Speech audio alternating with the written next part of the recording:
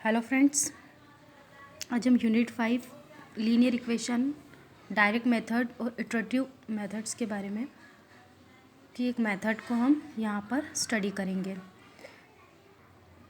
ये टॉपिक हमारा linear algebra and numerical analysis.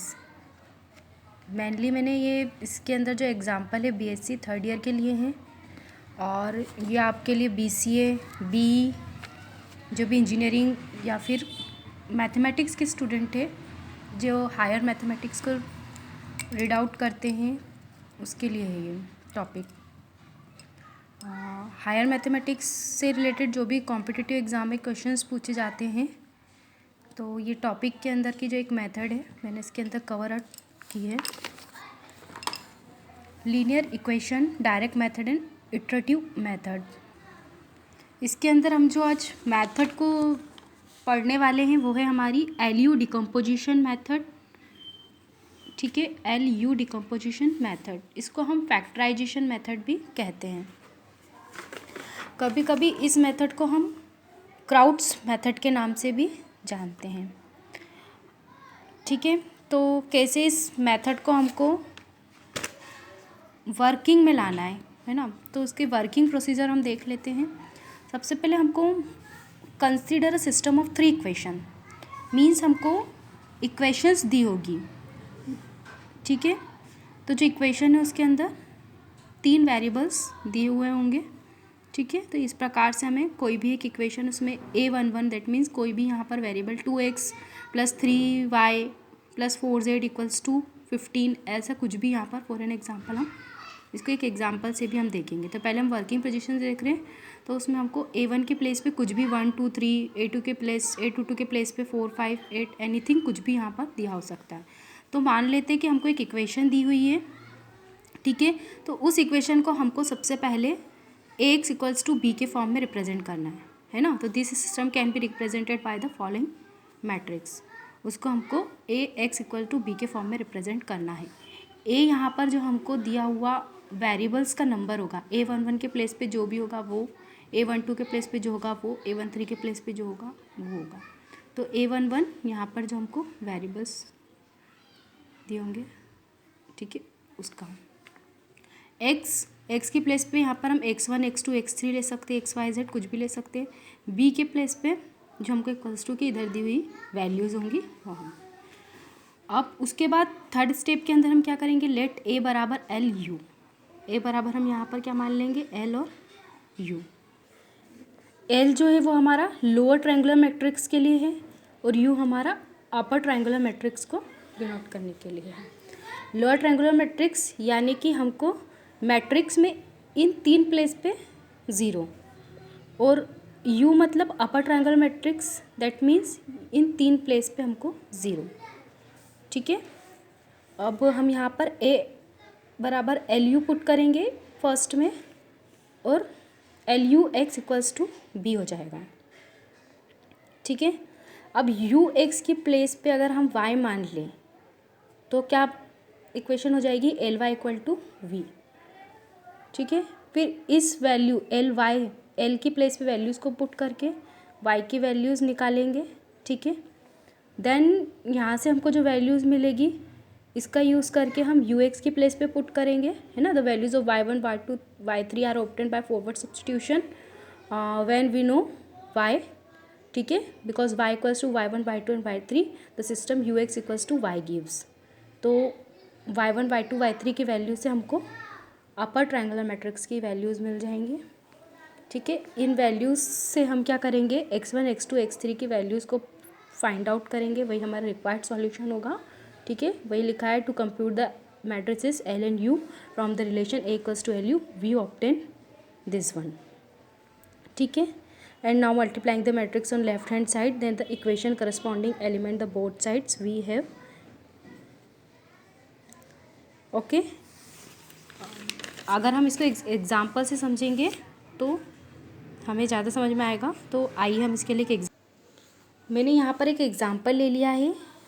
यहाँ पर इसमें LU डिकम्पोजिशंस मेथड लगा, एग्जाम्पल बुक का ही मैंने एक एग्जाम्पल लिया है, apply LU decomposition method to solve the equations.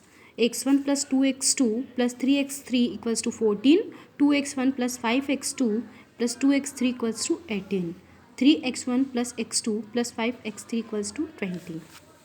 ये जो मैंने एग्जाम्पल लिए हैं यहाँ पर समझाने के लिए, मेनली ये एग्ज़ाम्स के अंदर कई बार लगातार पूछे जा चुके हैं। वैसे अगर आप इस मेथड को अच्छे से समझ जाएंगे तो आप किसी भी एग्ज़ाम्पल को सॉल्व कर सकते हैं इजीली। तो यहाँ पर हमको ये इक्वेशंस दी हुई हैं, इसको मैंने equation number 1, equation number 2, equation 3 इसको मैंने कंसीडर कर लिया। देन इस इक्वेशन को मैं सबसे पहले मैट्रिक्स से, ठीक है, जो हमारा मैट्रिक्स इक्वेशन होता है उससे कंसीडर करेंगे। दैट मीन्स कि this equation can be represented by the following matrix equation Ax equal to b. तो इस सिस्टम को मैंने matrix equation Ax equals to b से कंपेयर किया।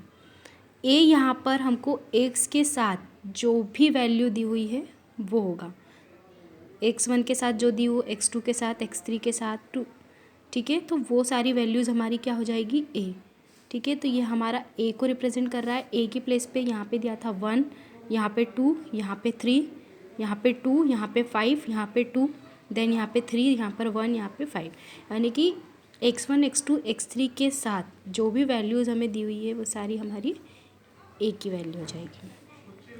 x बराबर हम रख देंगे यहाँ पर x1, x2, x3 भी ले सकते हैं, लेकिन मैंने यहाँ पर x, y और z कंसीडर करा है, ठीक है। b की प्लेस पे जो भी हमको इक्वल्स टू के इधर वैल्यूज़ दी गई हैं वो सारे हमारे b के मान होंगे, ठीक है। तो ये हमारा b का वैल्यू हो जाएगा।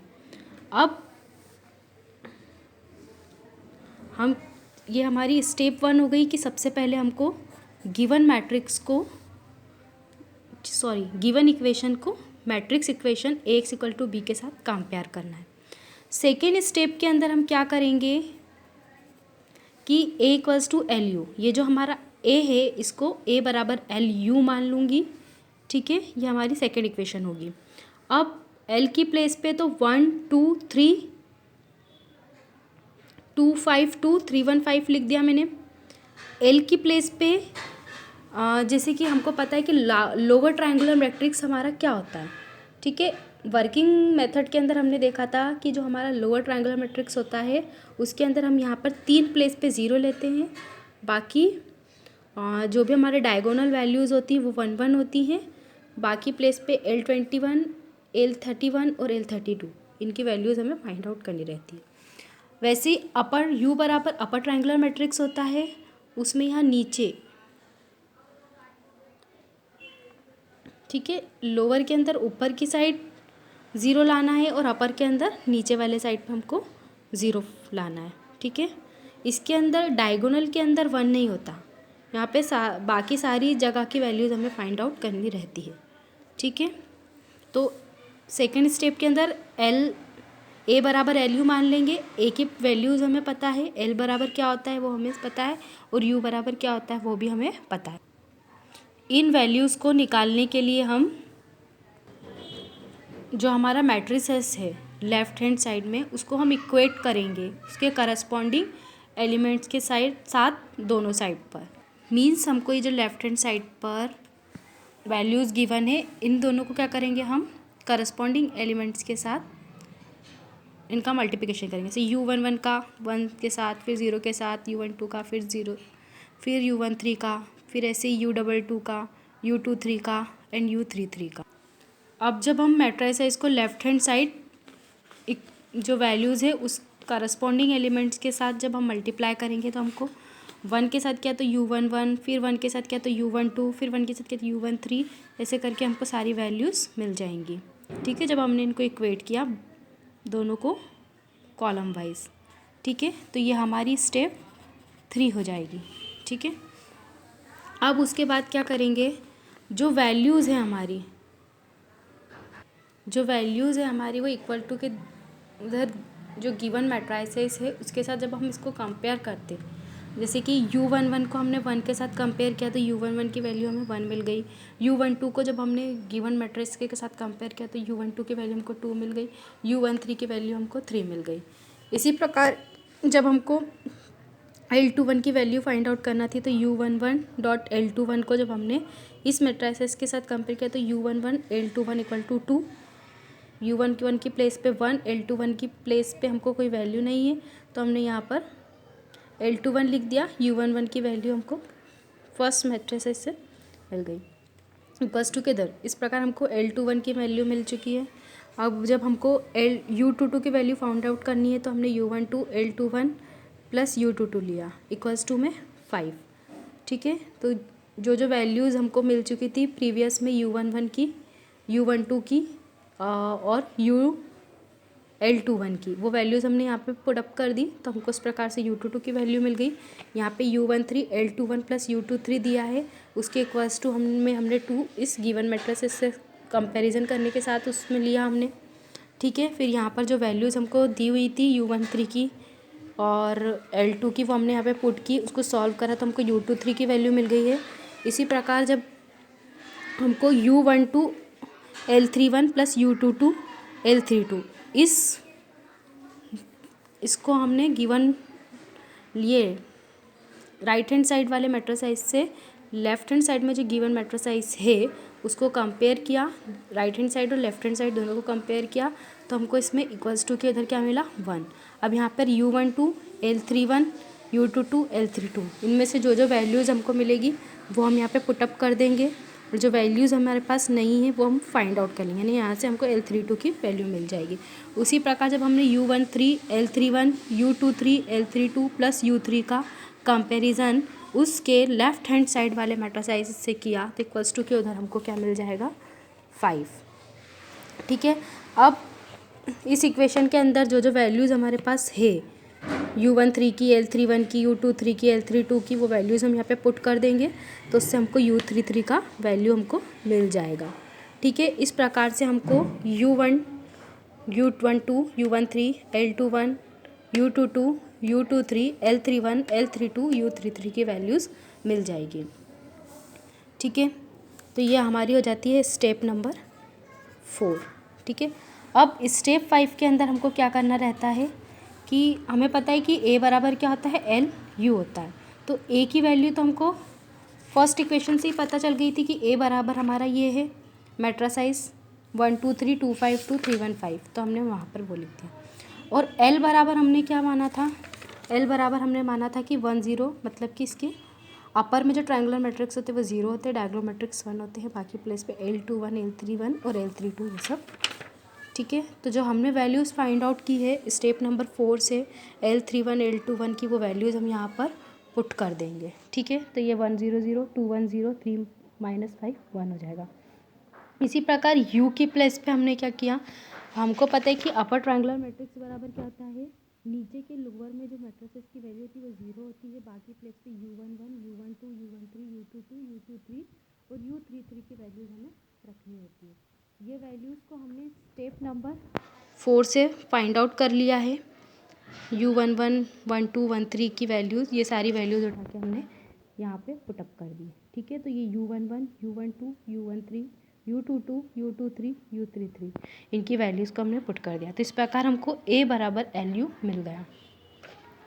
अब जब ये हमको मिल गया, इसके बाद क्या रहता है कि इक्वेशन नंबर 1 और 2 से, फर्स्ट इक्वेशन हमको पता था कि हमने सबसे पहले स्टेप में क्या निकाला था, गिवन मैट्रिक्स गिवन इक्वेशंस को मैट्रिसेस से कंपेयर किया था, तो हमको X इक्वल टू B मिला था।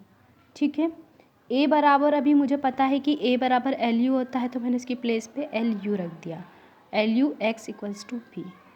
अब ये पुट करो या फिर मैं कह सकती हूँ कि लेट, ये मैंने माना था कि UX बराबर क्या होता है Y, तो UX की प्लेस पे मैंने Y रख दिया, तो क्या हो गया LY इक्वल टू B। ठीक है, LY इक्वल टू B, तो जो ये LY इक्वल टू B हुआ इसको मैंने इक्वेशन नंबर 5 मान लिया। ठीक है, यहाँ पर Y क्या है, तो जैसे मैंने X बराबर XYZ माना था या X बराबर X1 X2 X3, उसी प्रकार मैंने यहाँ पर Y बराबर Y1 Y2 Y3 ये मान लिया। अब इक्वेशन 5 क्या है मेरी, LY equal to B, L की वैल्यू चूँकि मैं निकाल चुकी हूँ, ओके, और Y की प्लेस पे मैंने Y1 Y2 Y3 रखा, और इक्वल्स टू में B जो कि मैंने इक्वेशन नंबर 1 को कंपेयर किया था इक्वेशंस को मैट्रिसाइज इक्वेशन के साथ Ax इक्वल टू बी, तो वहाँ से मुझे ये b की वैल्यूज़ भी मिल चुकी थी। ओके, चूँकि इस इक्वेशंस के अंदर मैंने वैल्यूज़ को पुट अप कर दिया, अब इस इक्वेशंस को मैं सॉल्व करूँगी। तो यहाँ पर क्लियरली हमको पता है कि 1 इस मैट्रिसाइज का मल्टीप्लाई इस मैट्रिसाइज के साथ करा, ठीक है। तो 1 का मल्टीप्लाई जब मैंने y1 के साथ किया तो 1/1 इक्वल टू मुझे क्या मिला 14, ठीक है। तो y2 के प्लेस पे तो 0 है, y3 के प्लेस पे 0 है। अब जब मैंने इस रो का मल्टीप्लाई इस कॉलम के साथ किया, यानी कि 2y1 1/2, 0 का मल्टीप्लाई y3 से किया तो 0 ही हो जाएगा, देन इक्वल्स टू में आ गया मेरा 18। ये इक्वेशन नंबर मैंने 2 मान लिया। उसी प्रकार मैंने इस वाली रो का मल्टीप्लाई इन कॉलम के साथ किया, दैट मीन्स 3/1 माइनस 5/2 प्लस 1/3, ठीक है। तो इक्वल्स टू में मुझे क्या मिला 20। तो इस प्रकार से मुझे 3 इक्वेशंस मिल गई है। यहाँ से मुझे क्लियरली दिख रहा है कि y1 की वैल्यू मेरी कितनी हो गई है 40। अगर मैं इस y1 की वैल्यू को उठा के इक्वेशन नंबर 2 में रख दूँ तो मुझे यहाँ से क्या मिल जाएगा y2 की वैल्यू मिल जाएगी। फिर y1 और y2 की वैल्यू को उठा के क्वेश्चन नंबर 3 में रख दूंगी तो मुझे यहाँ से y3 की वैल्यू मिल जाएगी। यहाँ पर मुझे y1 की वैल्यू मिल गई है 14, तो मैंने उठा के इक्वेशन नंबर 2 में रखा। इक्वेशन नंबर 2 मेरी ये थी। इक्वेशन नंबर 2 में y1 की प्लेस पे 14 रखा, 2 इंटू 14 28, y2 बराबर 18 के इक्वल्स टू के उधर अगर मैं 28 को ले जाऊँ तो माइनस का 28 हो जाएगा, तो 18 माइनस के 28 तो माइनस का 10 आ जाएगा। y1 और y2 की वैल्यू को उठा के मैंने इक्वेशन नंबर 3 के अंदर रखा, तो यहाँ से मुझे y3 की वैल्यू मिल गई 3, y1 के प्लस पे 14, y2 के प्लस पे -10, 1/3 इक्वल्स टू 20, ठीक है। तो y3 इन दोनों ये दोनों वैल्यूज़ प्लस हो जाएंगी, इक्वल्स टू के उधर जाएंगी तो माइनस हो जाएगा, तो y3 की वैल्यू मुझे 72 मिल जाएगी। तो ये क्या हो गई मेरी स्टेप नंबर 6, ठीक है। स्टेप नंबर 6 में मुझे y1, y2, y3 की वैल्यू मैंने फाइंड आउट कर ली। अब मेरी स्टेप नंबर 7, यहाँ पर मैंने क्या माना था ux इक्वल्स टू y। तो u जैसा कि मैंने आपको बताया था कि ये u मैंने मान लिया था, तो ये u की वैल्यू मैंने रख दी। x बराबर मुझे x, y और z होता है तो वो मैंने रख दिया। इक्वल्स टू के उधर में y1 और y2, y3 की जो वैल्यू मैंने फाइंड आउट की है 14, -10 और माइनस के 72, तो वो उठा करके मैंने यहाँ पर रख दिए, ठीक है। अब अगेन ये जो इक्वेशन आई है इसको मैं सॉल्व करूँ, ठीक है। इक्वेशन में क्या करूँ कि ये वाले मैट्रिसाइज का इस वाले मैट्रिसाइज के साथ मल्टीप्लाई करूँ, दैट मीन्स इन रोज़ वैल्यू को मैं इन कॉलम के साथ मल्टीप्लाई करूँ। तो यहाँ पर x plus 2y plus 3z हो जाएगा, इक्वल्स टू में आ जाएगा मेरे पास 14, ठीक है। मैंने जब इसको सॉल्व करा ये इक्वेशन नंबर 1 हो गई। इसी प्रकार जब मैंने इस वाले रो का मल्टीप्लिकेशन इन कॉलम के साथ किया तो यहाँ पर मेरे पास 0x हो जाएगा, ठीक है। यहाँ पे हो जाएगा मेरे पास 1y और इधर हो जाएगा माइनस के 4z, इक्वल्स टू के इधर क्या है मेरे पास माइनस का 10, ठीक है। इसी प्रकार लास्ट में दिया है मेरे पास 0 0, तो ये x और y की वैल्यू 0 जाएगी, तो बचा क्या मेरे पास only -24z equal to minus के 72। तो ये जो ये 3 इक्वेशन मुझे मिल गई। तो थर्ड इक्वेशन में मुझे z की वैल्यू मिल रही है, तो यहाँ से मैंने z की वैल्यू फाइंड आउट कर ली कि z बराबर मेरे पास क्या आ जाएगा 3। ये z की वैल्यू को उठा के अगर मैं इक्वेशन नंबर 2 में रख दूँ तो मेरे पास y की वैल्यू आ जाएगी, तो मैंने z की वैल्यू को उठा के इक्वेशन नंबर 2 में रख दिया। z की प्लस पे मैंने 3 रख दिया, यहाँ से मुझे y की वैल्यू मिल गई, ओके। देन मैंने z और y की वैल्यू को उठाकर इक्वेशन नंबर 1 में रखा, तब मुझे यहाँ से x की वैल्यू फाइंड आउट हो जाएगी। तो question number first is x plus 2y plus 3z equals to 14, y की प्लस पे मैंने y की वैल्यू, z की प्लस पे z की वैल्यू रखी तो x बराबर 1 मिला। हैंस द रिक्वायर्ड सॉल्यूशन, मतलब जो आंसर हमें चाहिए था यही वैल्यूज़ हमें चाहिए थी, x equals to 1, y equals to 3, z equals to y equals to 2 and z equals to 3, okay. तो यही हमारा रिक्वायर्ड आंसर है, ठीक है, इस इक्वेशन का। इसी प्रकार आप इस मेथड से रिलेटेड कई क्वेश्चंस को सॉल्व आउट कर सकते हैं, ओके। इसमें वही करना है, सबसे पहले जो भी हमें इक्वेशन दी हुई है उसको मैट्रिसाइज के साथ कंपेयर करना है, एक्स इक्वल्स टू बी के साथ, ठीक है। उसके साथ कंपेयर करने के बाद हमको a बराबर LU मानना है। l की वैल्यू l क्या होता है वो हमें पता है, u क्या होता है वो हमें पता है, ठीक है। उससे हम क्या करेंगे u11 u12 u13 की वैल्यूज़ निकाल लेंगे। देन ly बराबर b होता है, ठीक है। ux को हमने y माना है तो y1 y2 y3 की वैल्यूज़ को फाइंड आउट कर लेंगे।